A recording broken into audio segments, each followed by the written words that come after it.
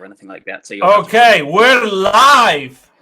Okay, so before I introduce our next speaker, I'll just remind quickly everyone what's happening. So now we have a 2-hour session. It's important that we stay on time. So I'll be very strict in enforcing time limits. So remember, 50 minutes for an invited talk, 20 minutes for a regular talk.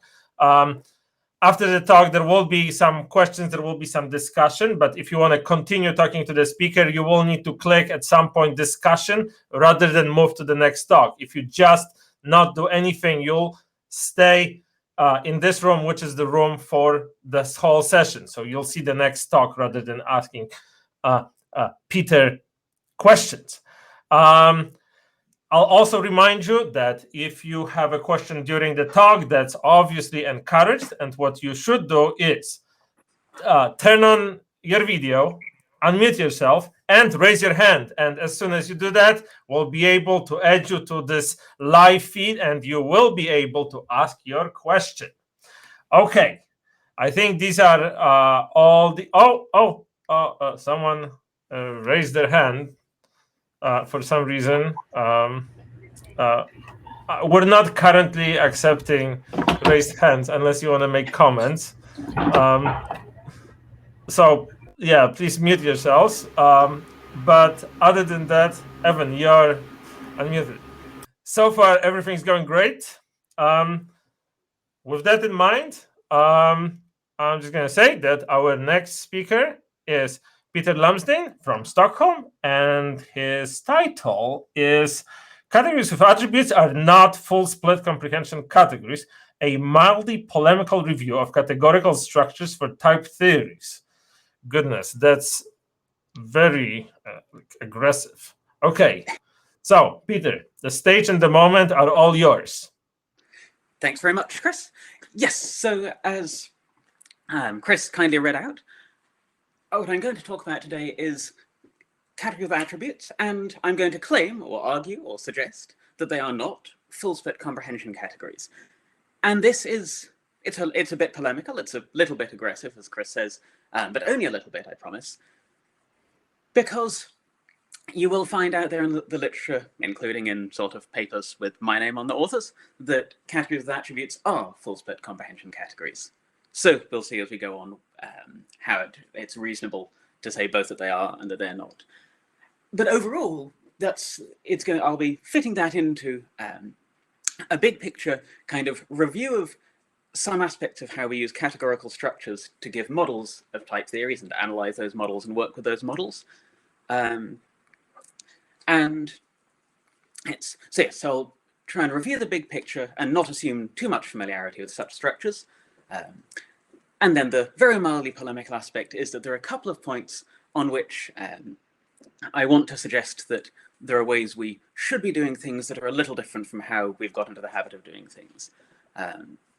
There are a couple of things where there are a few options, and the ways that we have sort of got into the habit of doing, we can do taking more carefully to have more principled packs. So, first thing in my title is categories with attributes, and I said I'm not assuming much background, so what is a category with attributes?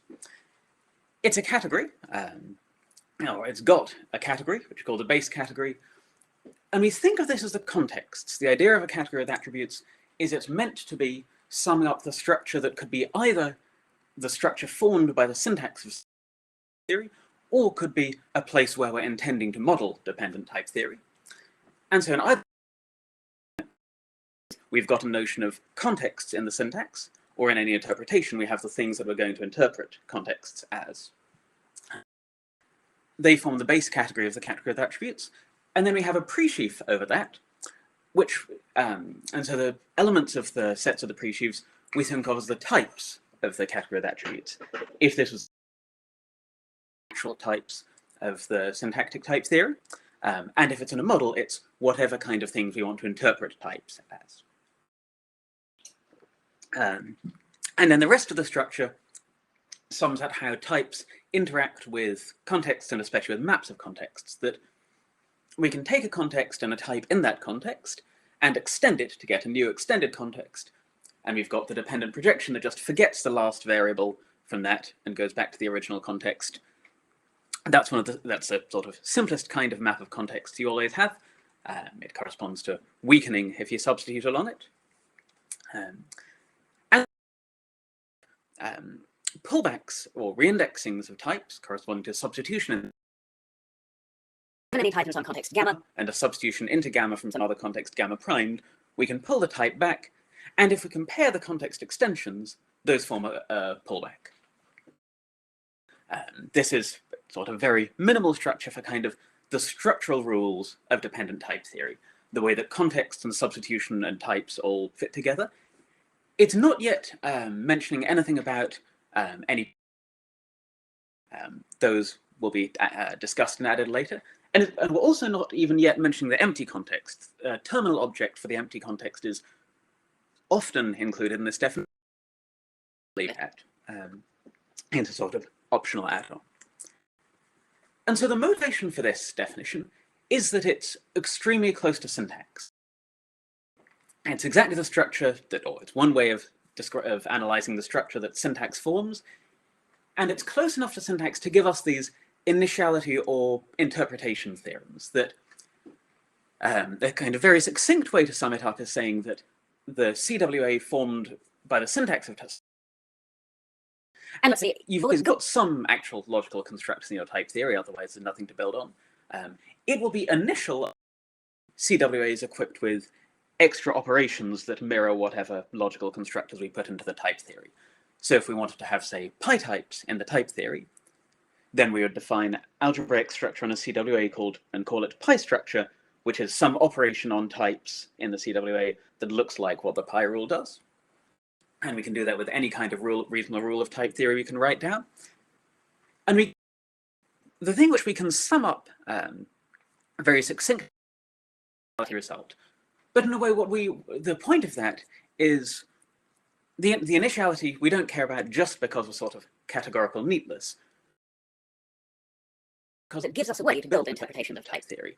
To get, here's a piece of syntax, I want to read this as saying something about simplicial sets, or describing some simplicial set, or constructing some map of simplicial sets, or whatever. And so the initiality tells us if we can take simplicial sets and somehow build a category with attributes out of them, and give these operations on it that look a bit like sigma types and pi types, then initiality says we automatically get a canonical map from the syntax to simplicial commuting with these operations. So that's giving that map will exactly give the interpretation functions that take pieces of syntax and interpret them as something about simplicial sets. And so what this gives us is a very tractable, categorical, algebraic sort of way of defining and constructing and handling, working with interpretations of our dependent type theory, which is otherwise rather sort of awkward and bureaucratic to do directly. There are several equivalent structures that you also may well be familiar with and think of as ways to do this. Categories with families is probably the most popular. Split type categories, natural models, other names for them. All of those I won't mention anymore today because they are very closely equivalent to categories with attributes in the sense I've defined them. They form equivalent one categories or two categories or whatever, and that and whatever I'll elaborate on in a few slides' time. But all these notions in this group, categories with families and so on, they're closely enough equivalent to categories with attributes that there's no essential difference working with them. They form equivalent categories. Closely related, but not quite contextual comparison with those later. But these between them are the other notions that are familiar as things that we use in this way, things which are close to syntax, syntax forms such structures, and we get initiality or interpretation theorems. And so these are what we can use to construct interpretations of type theory. Comprehension categories, on the other hand, they're the other main notion that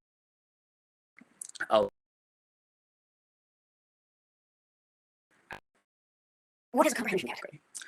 It starts with a fibration of categories. A fibration of types over contexts, and a Cartesian functor chi, we call it, from T to the arrow category of C.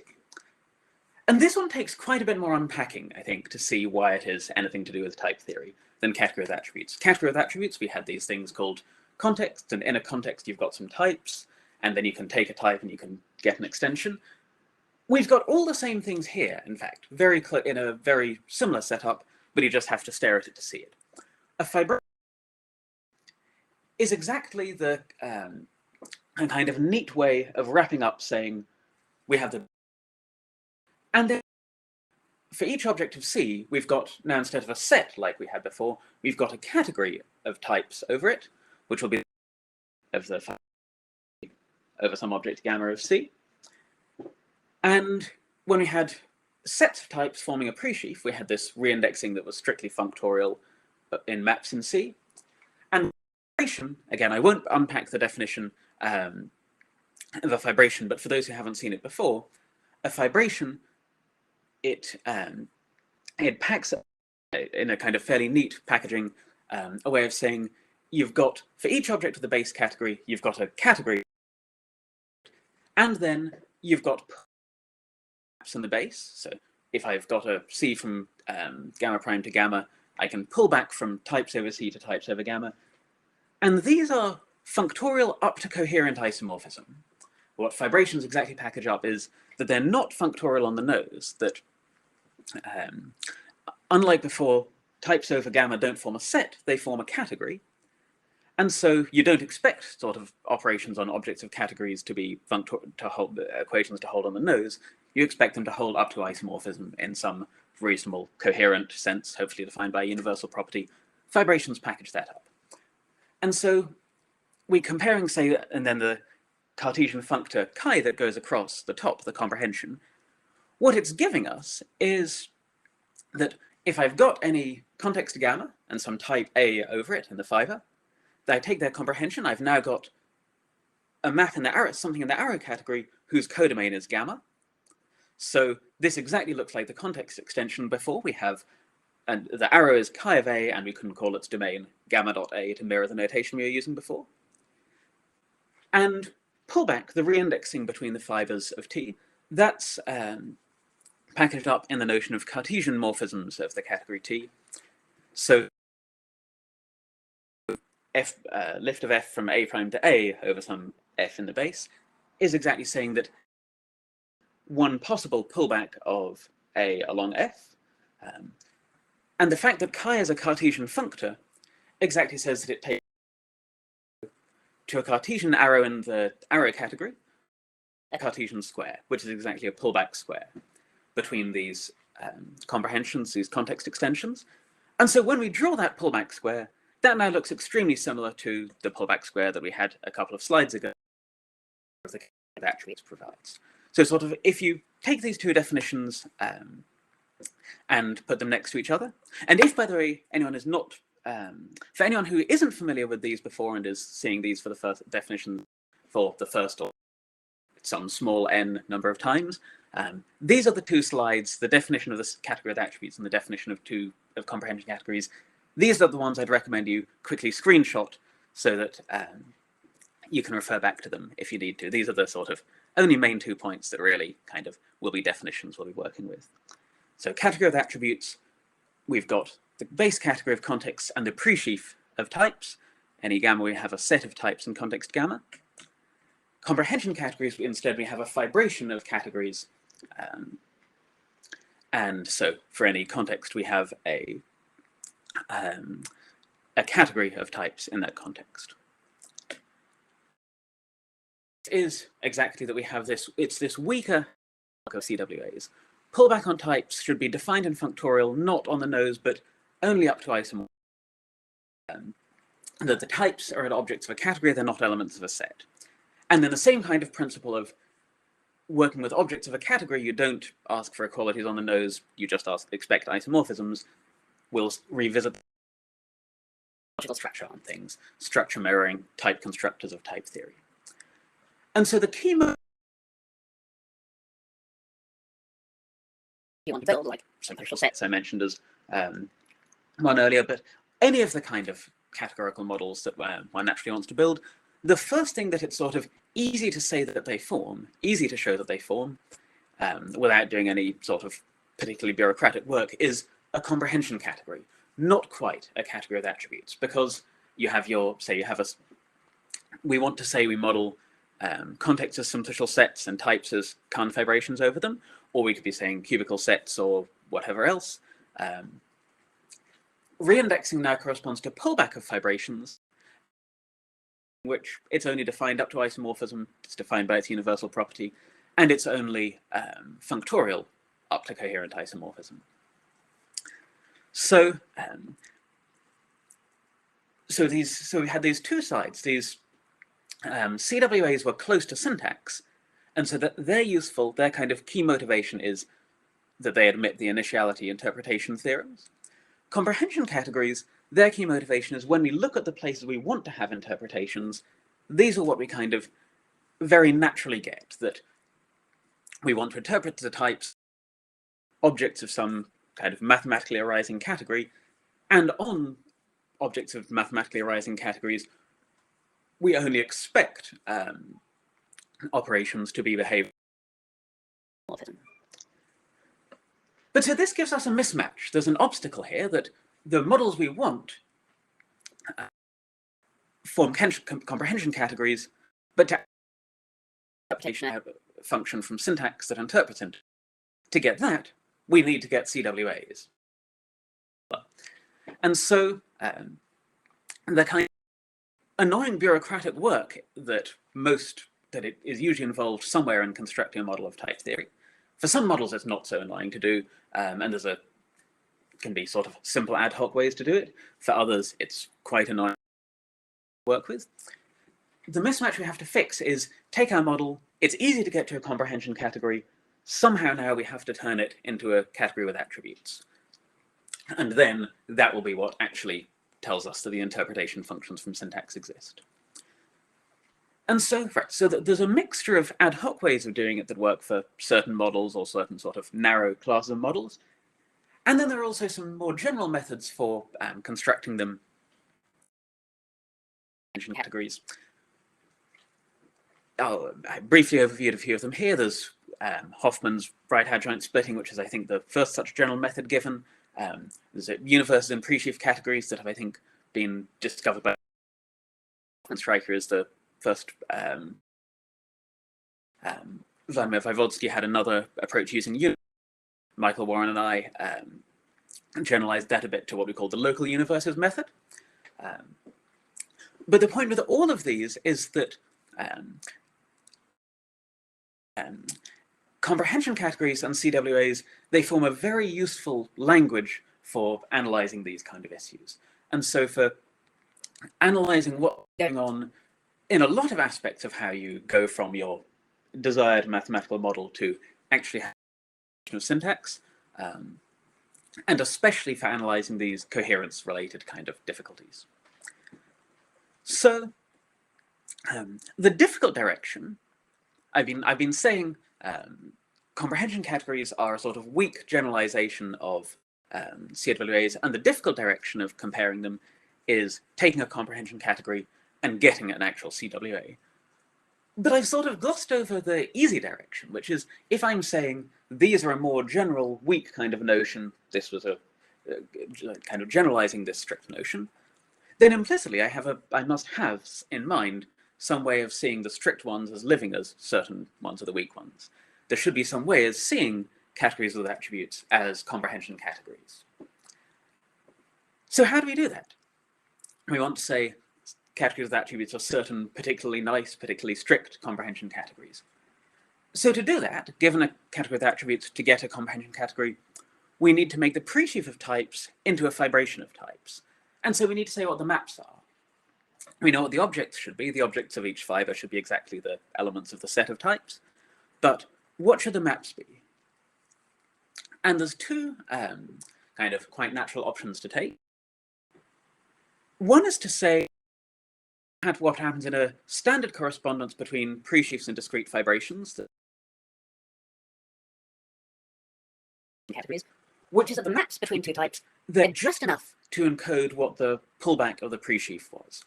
That given this type over this context and this type over this context, maps between them in the total category of the fibration, they're exactly maps of the base such that this one pulled back to this one along that map in the base. And so there is so it's very, very classical that fibrations that are discrete, in a certain sense I won't define, but that kind of says they look like this, correspond precisely to presheaves. The other option is that what are we doing with the types? What are we thinking of them as? We're thinking of the types as representing the things that we can kind of build out of them. We want to think about maps between types, let's say, should be functions or terms taking things in this type and giving something in this type. And when we look at what that gives us, that corresponds to saying maps between types in two different contexts should be all commutative squares from one to another. So this gives two different maps from CWAs to comprehension categories, and we can characterize their images by saying a comprehension category is split if its fibration of type is a split fibration, where being a split fibration means that you have chosen pullback operations that are functorial on the nose, or it's a discrete fibration if, I won't quite say what the definition of corresponds to this, the categories, the fibers on the categories are just discrete sets. Category full if its comprehension functor, chi going from the category of types to the arrow category, if that functor is full and faithful. And this is always an annoying mismatch of terminology, that we say full when that functor is full and faithful. But I think we just, that sort of just got fossilized. Felt it was too long to write full and faithful split comprehension categories every time, and everyone following has agreed with that. And that's one of the things I won't disagree with. That I think is absolutely, no one can be bothered saying full and faithful. So we say full, but it means full and faithful. And so this is saying, so full and faithful is saying that arrows between are exactly the arrows between them as contexts.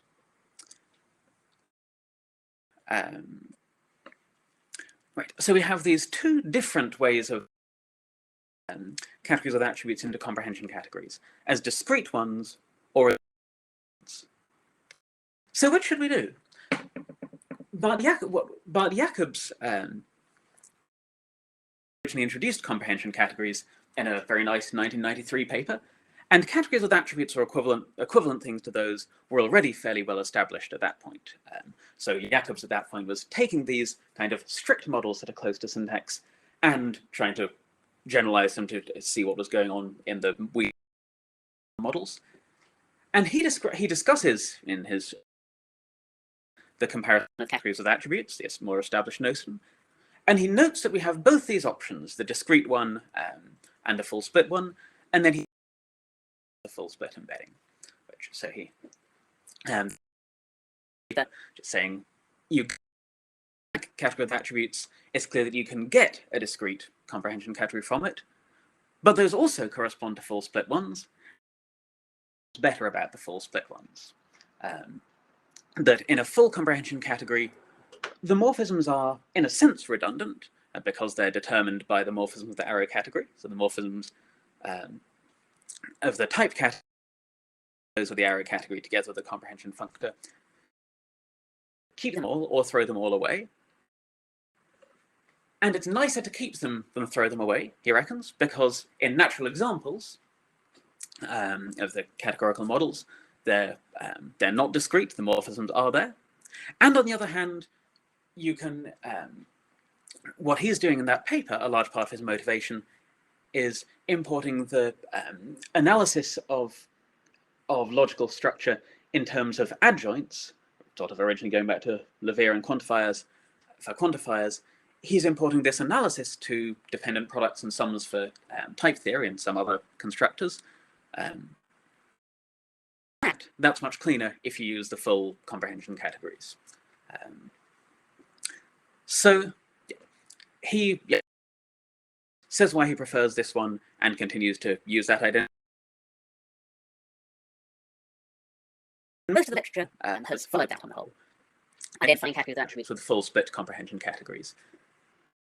to argue today is that identifying them with discrete comprehension categories is better and more natural in quite a few ways, and that we've been slightly unnecessarily confusing some things by using that taking the full split embedding as primary, and that things look a bit clearer if we take the discrete one as primary. So just to kind of draw an analogous, more familiar situation, let's think about how we can identify categories. That one thing one kind of learns in one's first category theory course fairly early on is that given a set, you can form a discrete category on it, or you can form a codiscrete category on it, also known as several other names, indiscrete, chaotic, lots of names for that one. I think only one name for the discrete category on a set.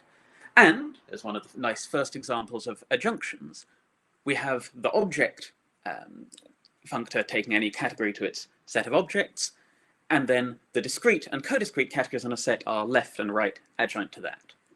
So we reasonably could identify a set with either a discrete, we could either identify sets with the discrete categories or codiscrete categories. But we usually prefer discrete categories, very much so. I mean, all sorts of places we think of sets as discrete categories. I'm not sure I know virtually anywhere, certainly nowhere that sort of terribly frequently comes up where one sets with codiscrete categories. So if we stop and think about it, why do we want to do that? Why do we prefer identifying sets with discrete categories, not codiscrete? And there are several reasons, and one can come up with a lot of reasons, but a couple of them I'll highlight. We can clearly transfer setting. The first thing is that the above discrete, codiscrete, and object, they only work for if we are thinking one category, really forming a one category with no natural transformations remembered. And if you're working in a univalent foundation, a traditional foundation, then to make categories into a one category, we'd also have to say, oh, and we mean set categories only, categories whose type of objects is a set in the HoTT. So those adjunctions really aren't between sets and categories, they're between sets and set categories, seen as a one category.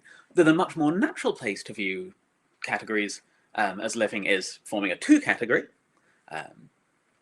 And so then when we look at the two category cat and compare it with set, viewed as a locally discrete two category, the discrete embedding is still an embedding. It really is a sub two category of the two category of categories. So it's a two functor that's locally inequal. The objects, that's no longer a two functor at all because natural transformations have nowhere to go to. So in the two categorical picture, doesn't really exist. And the codiscrete sets to categories, that does still exist. It's a two functor, but it's certainly not an embedding because any inhabited sets will become equivalent to each other on that. Any two inhabited codiscrete categories are contractible. So the image of it really doesn't anymore look like sets as a subcategory of. So if we're thinking about the picture two categorically, or more generally, sort of univalently, then we absolutely have to use the discrete embedding. If we're working in a univalent foundation, we can also talk about these not in terms of two categories and two functors, but simply about the types of sets or categories built out of a univalent universe. And there again, if we view discrete and codiscrete as maps from the type of sets to the type of categories, the discrete embedding really is an embedding. The codiscrete embedding absolutely is not an embedding. And on the other hand, algebra sets and categories matches up much better if we identify sets with the discrete categories. That, for instance, structure on a set is precisely the same as monoidal category structure on the discrete category associated to it. That doesn't hold that correspondence to discrete categories, because if you look at monoidal structure on a codiscrete category, associativity holds up to isomorphism isomorphism is now trivial. Any two objects are isomorphic. So there's effectively no associativity constraint in that case. So it doesn't correspond to monoid structure on the set. So a lot of things, and these are kind of the two I'm naming because they're the two I'll be looking at, but there's a lot of ways in which how we want to use sets and categories matches up much better when we identify sets with discrete categories rather than co-discrete. And so what I want to look at in the rest of this is how these reasons quite analogously transfer to view CWAs as discrete, full split comprehension categories. And to do that, firstly, I want to transfer to the two categorical picture of how we look at them. That CWAs, they should form some kind of category or two category. Which should they form? Again, there's a couple of options in the literature. And again, I'm slightly going to argue for not the most commonly used one. So we say that a map of categories of attributes, or one could say a pseudo-map to distinguish it from strict ones, it's a functor between the categories and maps on types between them, and they should preserve the comprehension up to natural isomorphism. That if I take a type in a context and form the and then map it across, versus if I take the type and context, map them both across, and then take the context extension, those should be isomorphic. Sure. And the isomorphism should be natural, and certain diagrams need to commute that I haven't drawn. Peter, yes. So the problem is that your internet sucks, and so we were wondering if you'd be willing to turn off your video in case that could potentially help. And yes, that would be sorry. That would be it. If that you was really my... don't want to see my face, then I will turn off the video. The trouble is that I mean, I will specifically open a picture of you and look at your face elsewhere. But great. Maybe also close some tabs will help. Closing tabs will help if that's recommended. All right, then I'll. The second tab you have on Clouder. All right, I've closed all my Just other don't tabs. close us. Don't close us, please. I haven't closed you. Haven't. And all right. Okay, so where were we? Hopefully this will work better. Please tell me if it is working enough better. Yes, where were we? That pseudomaps of categories of attributes. Right. I'm going to attributes into a two category, not a category, taking the maps between them that preserve comprehension just up to natural isomorphism, and that they and we look at two cells between them as well, which should be natural transformations between the functors that commute appropriately with the rest of the structure. And these form a two category of attributes. What's slightly more common is to say, is to use maps that strictly preserve comprehension, that preserve comprehension on the nose, and just look at this as a one category with no cells, with no two cells. I'll call that the one category of set CWAs. Why should we prefer the two categorical version? One is a sort of moral reason, at least in traditional foundations, which is that the objects of a category should always only be considered up to isomorphism, not up to strict equality. And if we were working on a univalent foundation, then this is a practical reason, not just a moral one, that if you want to form things as a one category, then you have to restrict to set-based categories, so you're restricting your objects in a way that cuts out lots of natural examples and makes them harder to construct. A moral reason that's practical in the univalent setting. And another reason that's practical even in traditional foundations, which is that for the applications, you want to use the pseudomaps. You want to, that for various applications when you want to compare different models, often the maps are naturally just pseudomaps, and that you need to know that your interpretation is natural with respect to pseudomaps. Equivalently, that the CWA formed by syntax was initial not just in the one category, but in the two category of the pseudomaps, and that it was two categorically initial. There are places where strict maps do occur naturally. And that's between contextual categories. So this is a little bit of a digression. That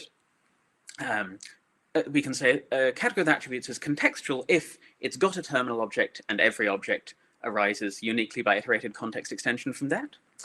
Or we could define contextual categories independently, maybe call them C-systems like Vygotsky did, as a model of a certain essentially algebraic theory and form them into a one category with their strict maps. And there, if we compare that one category with the two category of CWAs and pseudomaps, there we find that it really is an embedding, that the image of this map from the one category of essentially algebraic theory models essentially algebraically defined contextual categories into the two category of CWAs, it's already actually an embedding, that when CWAs are contextual, the HOM categories between them are discrete.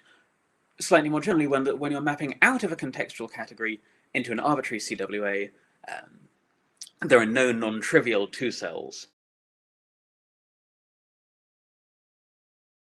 of a one category.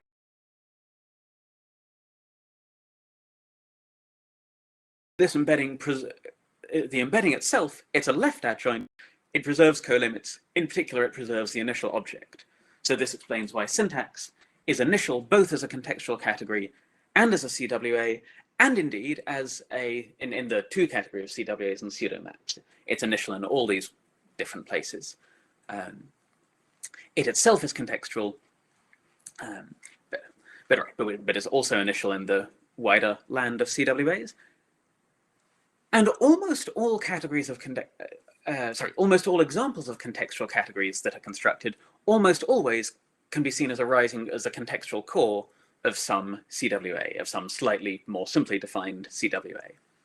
So this adjunction embedding I find very helpful for understanding how constructions of contextual categories and CWAs typically relate to each other. And the heuristic that this also sort of justifies is why considering strict maps of CWAs in general is a little bit unnatural and not sufficient for applications.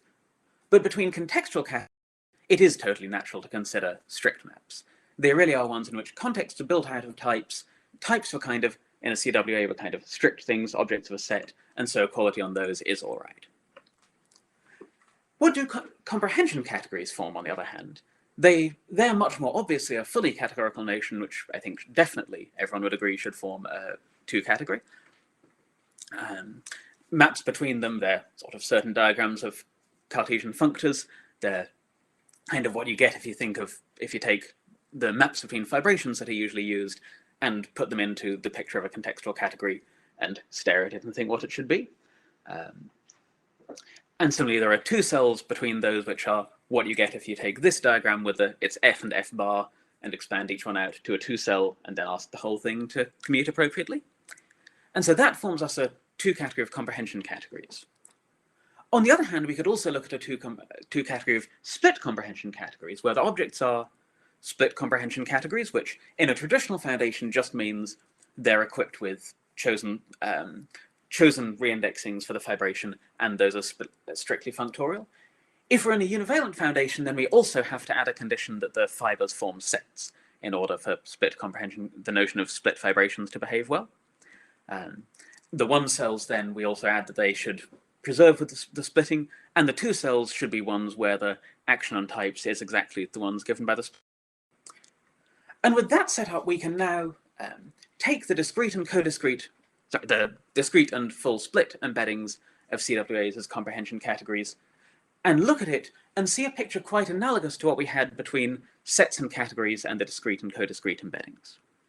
That if we compare CWAs as split comprehension categories, analogously to the one category of set-based categories, there we do get two genuine embeddings, both discrete and full split constructions give genuine embeddings, and we have a 5-bit adjunction over the base category of, given a split comprehension category, you can take its objects, you can take its pre-sheaf of objects of its fibration, and that gives us CWA. And we have discrete and full split are left and right adjoints to that. But if we don't look at that extra structure of splitness and just compare with comprehension categories in general, then the full split construction is and the objects aren't too functor at all. in fact, not even defined in this case, let alone functorial. But the discrete embedding is still there and is still an embedding and is still very nicely behaved. So we still have the full split construction, but it's not an embedding. The HOM categories don't match up right. Whereas if we use a discrete one, it really is an embedding of CWAs as a sub-2 category of comprehension categories. So that's one of the ways in which it parallels the sets as categories discrete versus co-discrete picture. The other major way that comes up in working with these structures for type theory is that we want to put logical structure on our models of type theory in order to get interpretations. And there are different, so the coherence issues mean that one wants to consider different levels of how stable the structure should be, how much it should commute with reindexing. So let's look, for instance, at the pi formation. That's an operation, it's supposed to be analogous to forming pi types.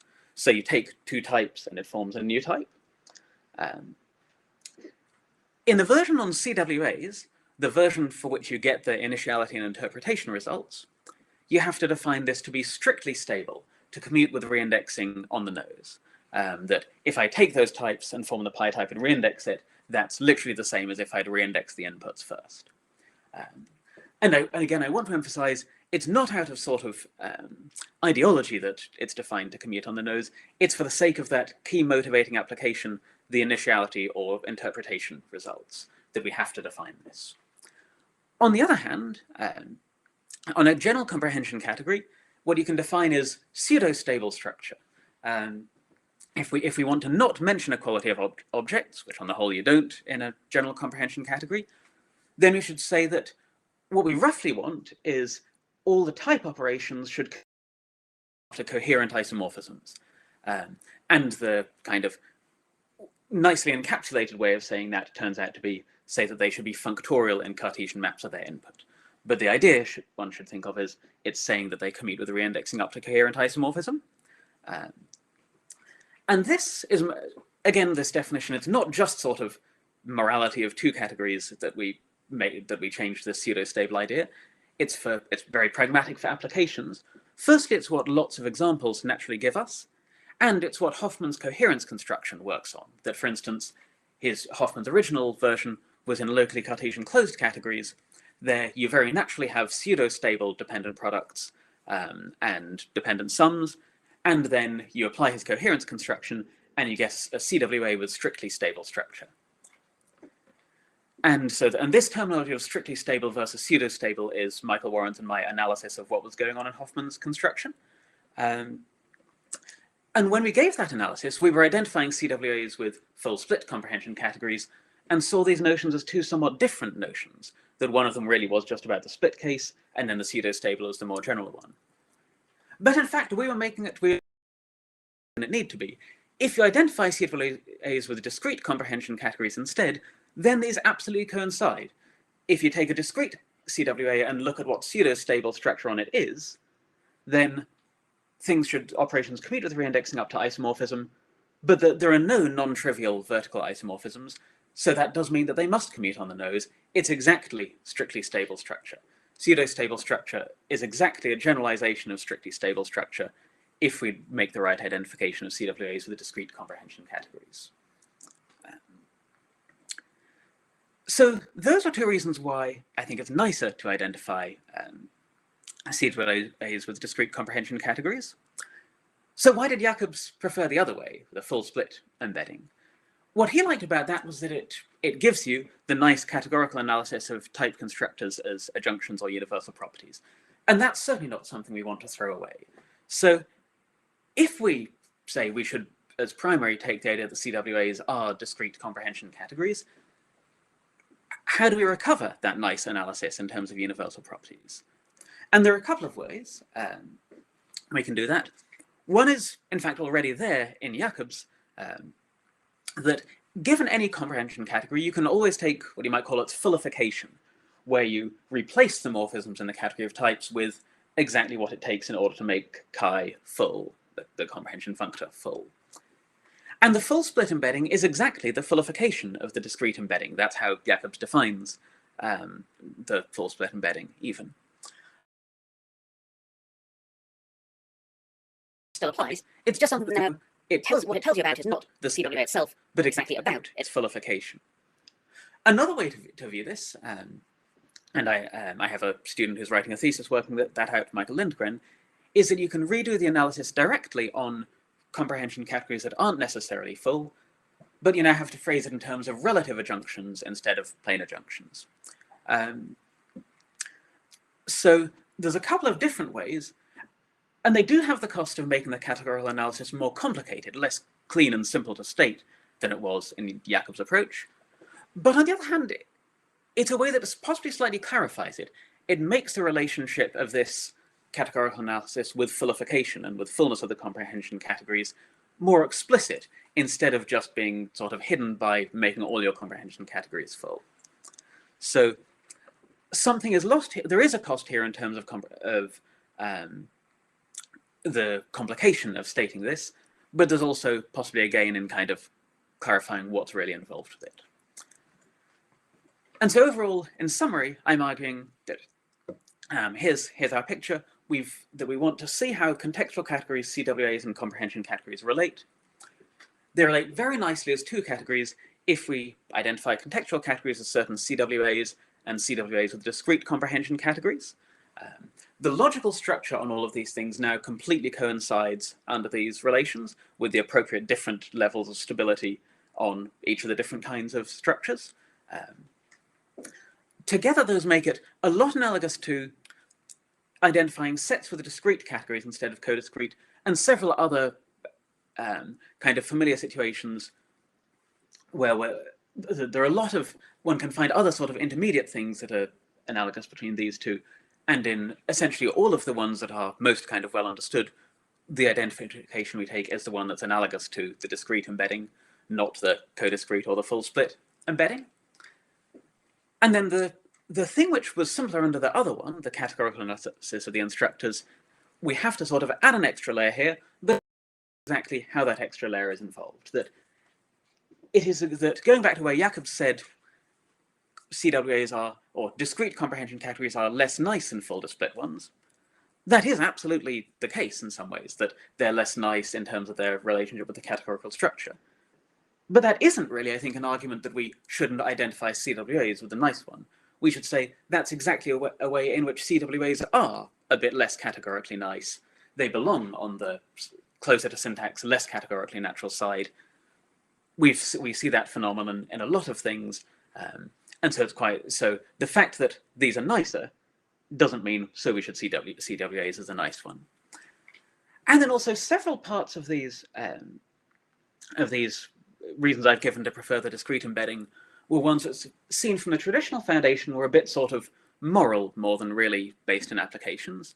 The ideas that one shouldn't use equality in objects of categories and so on.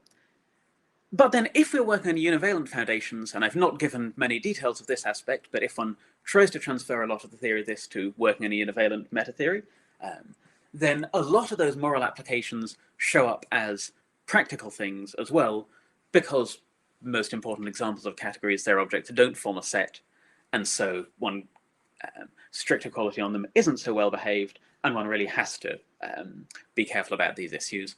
And to get, in particular, the key to keep the key motivating applications of each side, that CWAs should admit the initiality interpretation results, and comprehension categories should be what models naturally form, we're forced to keep the set conditions on CWAs and not put them on comprehension categories.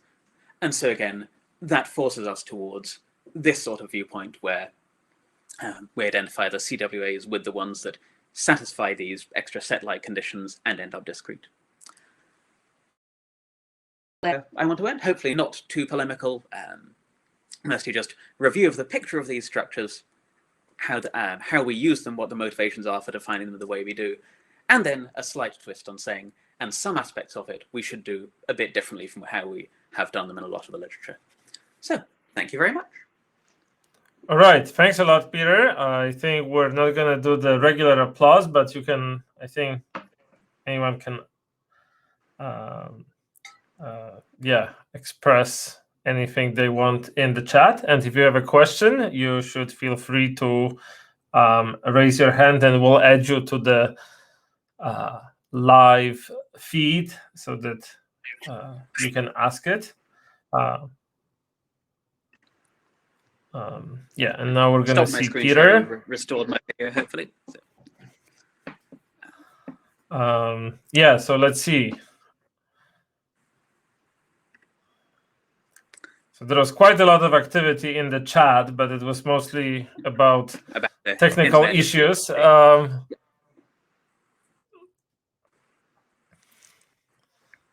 So I'll wait patiently for questions, since it may be difficult for people to raise their hands.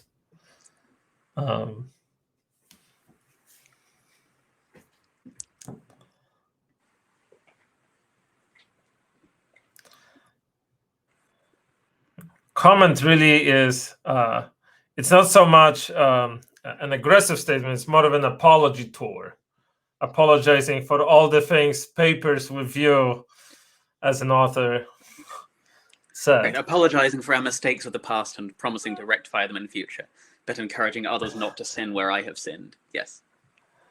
That's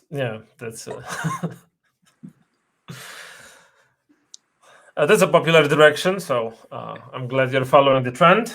Okay, I'll admit Mike, who has a question. Hi, can you hear me? Yes. I can hear you. Thank you. That was nice. I don't know if this is a question exactly with an answer, but in your analogy between categories and sets and comprehension categories and CWAs, you kind of glossed over this a little bit, but there's a difference. There's some differences there, right? Like in the case of categories and sets, you have the same. The one category cat underlies the two category cat, but you sort of change the two category on the right when you were in the comprehension world. And if I understood correctly, also in the comprehension world, your chain of adjunctions, you were saying that already existed in the two categorical case as long as you changed to the two category you were talking about. Whereas in the case of cat, it was moving to the two category, which destroyed things. Yes. So right, that was a way where I didn't flesh out, didn't kind of come back to the analogy enough to compare them.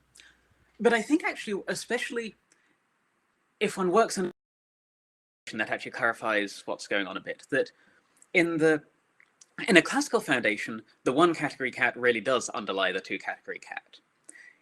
In a univalent foundation, to have a one category cat, we have to restrict its objects to set categories, and so it doesn't actually underlie the two category cat that we want to talk about. And I think perhaps that's a pointer that sort of, in traditional foundations, we shouldn't quite think of it too much as underlying it either. And at the same time, just as in the same way, where in that toy example, one of them was a two category and the other was a one category. In the comprehension categories example, they were both two categories, but one of them was a two category with many fewer two cells. The split comp cats, they're still a two category overall, but they have many fewer two cells. And in particular, if you look at how they are fibered over cat, over the base, forgetting to the base category, then it's fibered in categories. The split comprehension categories have no non-trivial two cells over the base category. So they're not a one category as a total, but they are somewhat one categorical compared to the full two category, the whole two category of comprehension categories. So yes, that's how kind of some of those differences there do still actually parallel each other a bit more than they might seem to at first. Thanks. That's clear. Have I now raised my hand, or I'm not sure? Yes, you're in, and you can ask your question. Oh, can I ask my question? Oh, finally. Oh, great. So it seems to me, I mean, it's sort of, you alluded to it in the end, but not in the way I hoped, or I'm thinking. Because somehow all these stuff with split and on the nose, these are very sort of set theoretic notions. So if you move to univalent to HoTT, yeah, it seems to me, okay, I'm thinking mainly about CWFs, I find them easier, but anyway, they're equivalent. So if you look at CWFs, so we start with a category, but a category usually doesn't have a set of objects, as you said. I mean, we should expect at least a group of objects, so a one type. But then the types themselves should be a one type. So I mean, you can write down actually the laws of what I would call a coherent CWF instead of a set level CWF. And then, I mean, that gives rise to a completely different story than the one you are telling, right? So I think not completely different. I mean, what I do is that the reason for if one wants to transfer a lot of the well-established theory over to the univalent setting, absolutely, as you say, you want things to be set-based anymore. You want the types of both objects and the every given context to be one types. Yes. Having the objects form a one type, no problem. As I sort of was what one side was saying, we should see CWS as forming a two category, and we can, and their maps are pseudo maps. That's but a 2-1 is fine. Yeah. So there's no difficulty there.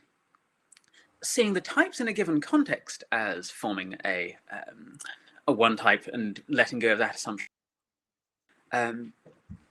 that comes with a much bigger cost, in that's where the well-established, well-understood proofs of initiality and interpretation results break down.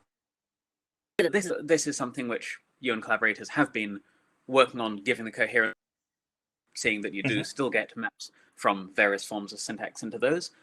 So it's not something about which we know nothing, but it's something that I think is much, much less well understood. And yes, but isn't it the way giving the coherence actions? Right, so we would like to. So we would like to understand models where types don't have to form a set, but at the moment, I think we don't have behaved version of machinery to do that. So insofar as one's trying to say traditional theory works, transfers to the setting, there's a reason, and it's a very conscious one, for putting the set restrictions on keeping the types as a pre-sheaf. It would be nice to be able to generalize that. We don't fully understand that yet. Yeah, but isn't it the direction we should go, right? Instead of, I mean, it seems to be a bit strange. You do the theory of HoTT, and then you set theory as a meta theory. I mean, no. This is I think orthogonal to the distinction of set theory versus HoTT versus type theory. It's sort of type theory with having universes that are for truncation versus type theory without. And it's about sure. What can we do in the type theory? Where do we need to use truncation assumptions? Yeah, but all of if it you do everything on set level, theoretically. If you do everything on set level, you're basically doing set theory in type theory. But I'm not talking about doing everything on set level. I'm saying understand how to do when we work in type theory. I absolutely want to think about working in univalent foundation, but I want to say, what do we know about how we can construct interpretations of syntax? And what we know how to do goes up to CWA is defined with the set restriction on types, and then something like one types, or comprehension categories are a very natural way to built to describe such structures. They're a very similar thing. I mean, effectively, the things you're saying, these, I absolutely agree. Models want to form those. Those are much closer to the comprehension category side than to the CWAs with the set restriction side. So I think to understand them, we need both picture. There is still this gap to bridge, but structures that are strict enough that they relate nicely to syntax. Don't quite get them to syntax yet. I agree with you on what we want. Right, folks, we need to be moving to the next talk, which I would love to figure out how to do. So I think what I'll do is I'll close this area and we'll be moving to the next talk. But thanks again, Peter. Always enlightening. Okay. So how do I now move to the next talk? Oh, I don't know. Join the discussion room. Stay here. So by the way, Peter, I don't know if Stay you're here if you want to continue with the next talk, or you move to the discussion room in the link that I sent you in the chat to continue talking. Okay, where would I like to go next? I'm going to discussion room, maybe? Hello? Peter, are you